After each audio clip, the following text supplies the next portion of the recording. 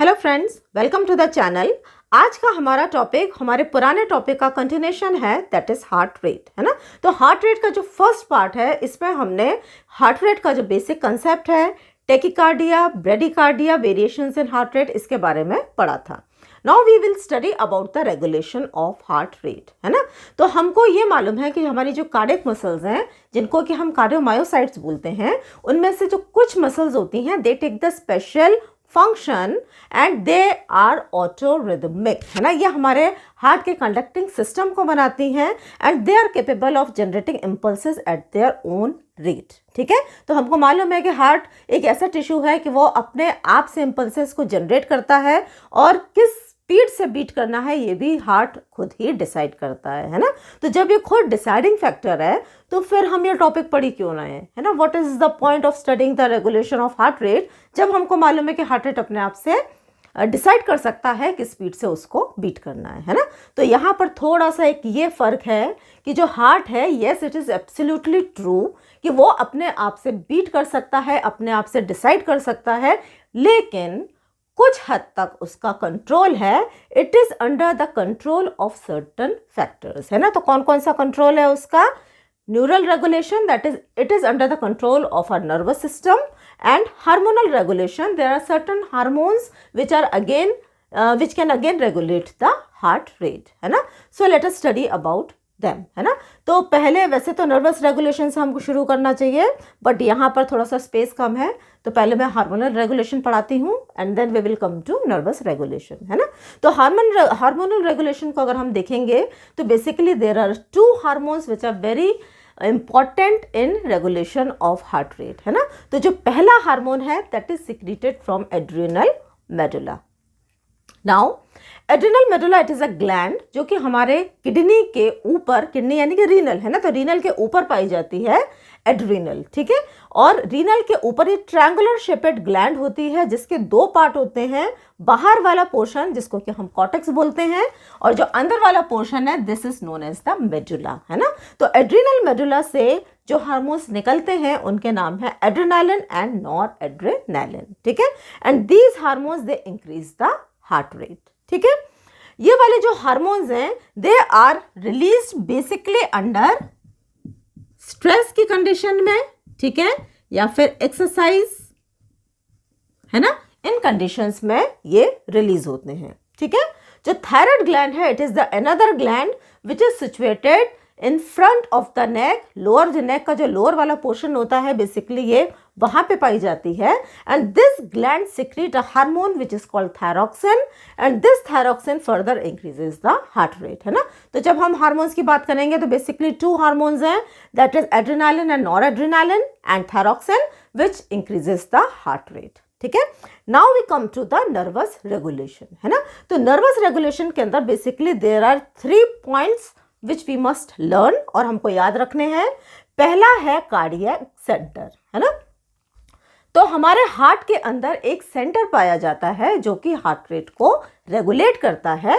इस सेंटर को हम कार्डियक सेंटर और कार्डियोवास्कुलर सेंटर भी बोल सकते हैं, ठीक है। तो पहला पॉइंट जो कि न्यूरल रेगुलेशन में आएगा that is about the cardiac centre, इसके बारे में हमको पढ़ना है। सेकेंड है there are certain reflexes which are also controlling the, which are also regulating the heart rate, है ना। तो हम कुछ रिफ्लेक्सेस के बारे में पढ़ेंगे। तीसरा है there certain higher centres which further regulate the heart rate, है ना। तो हमको एक एक के बारे में पढ़ना पड़ेगा, ठीक है। Now let us first discuss about cardiac centre, है ना। तो यहाँ पर हमने एक डायग्राम बनाया है, this is the cerebral cortex, उसके नीचे सेरेब्रल कॉर्टेक्स, उसके नीचे जो ये वाला पोर्शन है यहाँ पे पाया जाता है brain stem which consist of midbrain, pons and medulla oblongata, है ना। तो इन तीनों स्ट्रक्चर्स को हम ब्रेन स्टेम बोल सकते हैं, ठीक है। ब्रेन स्टेम का सबसे जो नीचे वाला पोर्शन होता है इसको हम बोलते हैं मेडुला ऑब्लोंगेटा, ठीक है।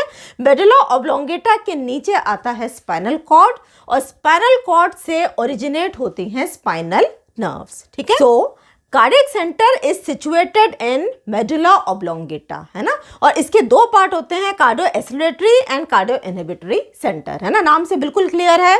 एसिलेटरी सेंटर हार्ट रेट को बढ़ाएगा, इनहिबिटरी सेंटर हार्ट रेट को कम करेगा, ठीक है।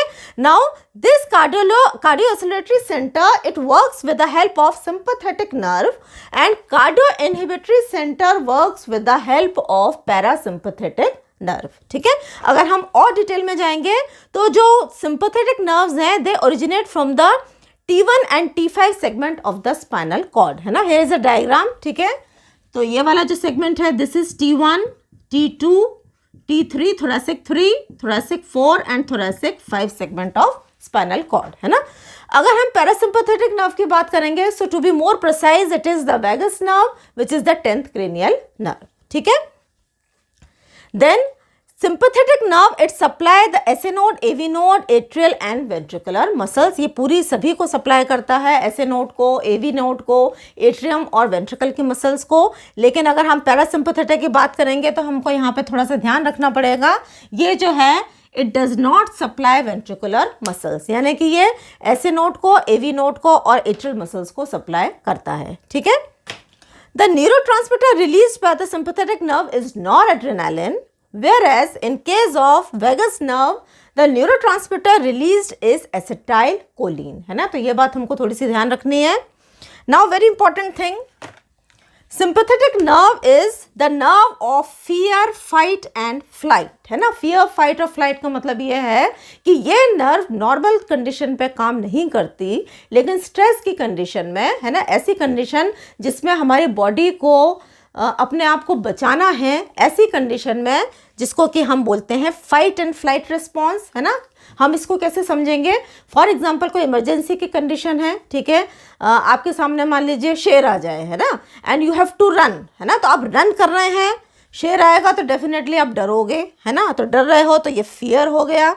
फियर की कंडीशन में heart has to pump more blood, क्योंकि आप डरेंगे तो आप वहीं पे खड़े तो रहोगे नहीं, यू हैव टू रन। आपको अपनी जान बचानी है, तो जान बचाने के लिए आपको क्या करना पड़ेगा, आपको भागना पड़ेगा। तो भागने के लिए आपके हार्ट को ज़्यादा पंप करना पड़ेगा, ज़्यादा पंप करके आपके स्केलेटल मसल्स को वो जो ब्लड है वो प्रोवाइड करना पड़ेगा, है ना। तो फ्लाइट का मतलब होता है उस स्थिति से भाग लेना, है ना। और फाइट, अगर आप भाग पाए तो अच्छी बात है, लेकिन अगर आप नहीं भाग पाए तो ultimately you have to fight, ठीक है। तो ये तीनों रिस्पॉन्स जो होते हैं, फियर, फाइट, फ्लाइट, इसके लिए जो नर्व रोल प्ले करती है दैट इज सिंपैथेटिक नर्व, है ना। तो सिंपैथेटिक नर्व एक्टिवेट होती है इस कंडीशन में, और फिर ये क्या काम करेगी, पहला ये हार्ट रेट को बढ़ाएगी, जिसको कि हम बोलते हैं पॉजिटिव क्रोनोट्रोपिक इफेक्ट, ठीक है। दूसरा ये force of contraction of heart को बढ़ाएगी, क्योंकि हार्ट को बहुत तेजी से ब्लड को पंप करना पड़ेगा, जिसको हम बोलते हैं पॉजिटिव आयोनोट्रोपिक इफेक्ट। और तीसरा है ये कंडक्टिविटी को इंक्रीज करेगी, जिसको हम बोलते हैं पॉजिटिव ड्रोमोट्रोपिक इफेक्ट, है ना। तो तीनों इफेक्ट आपको साथ में देखने को मिलेंगे। तो आप यहाँ पे डायग्राम में देख रहे हैं, है ना, T1 से लेके T5 तक ये जो these are the preganglionic fibres, ये सिंपैथेटिक चेन में सप्लाई कर रहे हैं। यहाँ से पोस्ट गैंग्लियोनिक फाइबर्स निकल रहे हैं of the sympathetic nerve, and they are supplying the SA node, AV node, atrial muscles. Atrial muscles are present in the atrium and the ventricles, ठीक है। जो वेगस नर्व है, ठीक है, इस नर्व को हम बोलते हैं this is the nerve of rest and digest, है ना, यानी कि बहुत ही आलसी प्रवृत्ति की नर्व है, और ये बिल्कुल रेस्टिंग कंडीशन में, नॉर्मल कंडीशन में काम करती है, ठीक है। इसका इमरजेंसी की कंडीशन में, स्ट्रेस की कंडीशन से कोई लेना देना नहीं है, है ना। तो नॉर्मल कंडीशन में जो हार्ट है हमारा, it is under the control of vagus, है ना। और यहाँ पर आपको एक बात जान के और आश्चर्य होगा, जो हमारा हार्ट रेट है जो कि 72 बीट्स पर मिनट पर बीट करता है, ठीक है।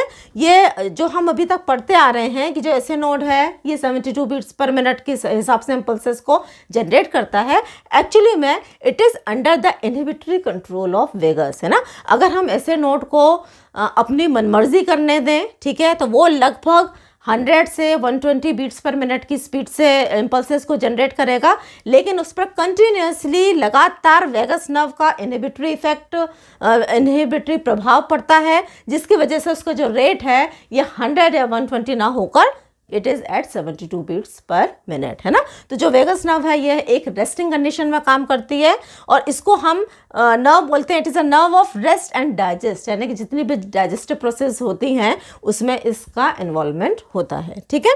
तो इसका फंक्शन बिल्कुल सिंपैथेटिक नर्व से ऑपोजिट है। सिंपैथेटिक नर्व हार्ट रेट बढ़ा रही थी तो ये हार्ट रेट को कम कर रहा है, that is negative chronotropic effect, ठीक है। Then it is it is decreasing the force of contraction and again it is decreasing the conductivity, है ना। तो यहाँ पर ये जो वेगस नर्व है ये सप्लाई करती है, ये भी सप्लाई करती है ऐसे नोड को और एवी नोड को, लेकिन ये वेंट्रिकल्स की मसल को सप्लाई नहीं करेगी।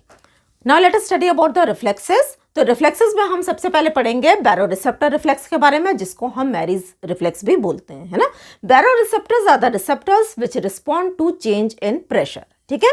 बैरो का मतलब होता है प्रेशर, है ना। तो ये रिसेप्टर्स आर्च ऑफ अयोटा और कैरोटिड साइनस में पाए जाते हैं। जब भी यहाँ के ब्लड प्रेशर में एलिवेशन होता है, यानी कि यहाँ का ब्लड प्रेशर बढ़ता है, ये रिसेप्टर स्टिमुलेट होते हैं, ठीक है। So there is increase in blood pressure in carotid sinus and arch of aorta. The baroreceptors are stimulated, efferent impulses 9th and 10th cranial nerve के द्वारा कार्डियक सेंटर में जाती हैं। 9th cranial nerve is glossopharyngeal sinus nerve and 10th cranial nerve is the vagus aortic nerve. They go to the cardiac center and they inhibit the cardiac center, है ना। cardiac center को inhibit करती हैं and at the same time they stimulate the vagus nerve. Efferent impulses vagus के द्वारा आती हैं and they decrease the heart rate, है ना। और एट द सेम टाइम कुछ इम्पल्सेस कार्डियक सेंटर से वासोमोटर सेंटर में जाती हैं और वासोमोटर सेंटर को ये इनहिबिट करती हैं, जिसकी वजह से sympathetic nerve is inhibited which further decreases the heart rate, है ना। तो क्या हो रहा है यहाँ पर, एक तरफ से ब्लड प्रेशर बढ़ रहा है और एक तरफ हार्ट रेट कम हो रहा है ना। तो हम ये भी बोल सकते हैं blood pressure is inversely proportional to heart rate and this is known as Mary's law। और इस रिफ्लेक्स को हम बोलते हैं Mary's reflex। Now the next reflex is the chemoreceptor reflex। Chemoreceptors are the receptors which respond to change in chemical composition of the blood. They are present in carotid body which is present near carotid sinus and aortic body which is present near arch of aorta, है ना। तो carotid body और aortic body में chemoreceptors पाए जाते हैं।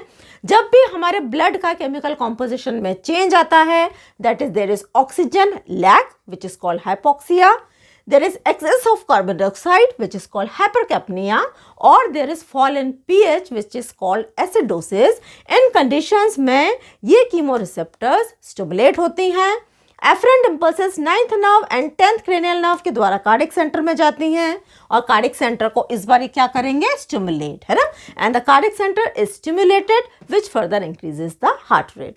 Eight the same time कुछ impulses vasomotor centre में जाते हैं जो कि सिंपैथेटिक नर्व को स्टिमुलेट करते हैं और हार्ट रेट को इंक्रीज करते हैं। इस रिफ्लेक्स को हम बोलते हैं chemoreceptor reflex. The third is the Ben bridges reflex, है ना। तो जो बेन ब्रिजेस रिफ्लेक्स हैं, इसके जो रिसेप्टर्स हैं they are present in the right atrium and the roots of the venae cavae. ये जो रिसेप्टर्स हैं they are again the stretch receptors. Whenever there is increase in blood pressure in this area, that means whenever there is increase in venous return, these receptors are stimulated. Impulses go via afferent nerve to the cardiac center.